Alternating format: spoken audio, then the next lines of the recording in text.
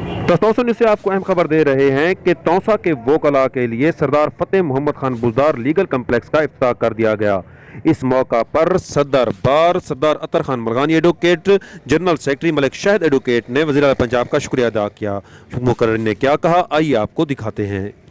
वो है ही, उसको अगर कोई माने या ना माने उन्होंने मनवाया हुआ है कॉन्स्टिट्यूशनली और लीगली। इन एग्जेक्टिव पर्सपेक्टिव वो अथॉरिटी हैं पंजाब की। मेरा फ़र्स्ट इंटरेक्शन सर से हुआ था जब मुझे इंटरव्यू के लिए बुलाया गया था।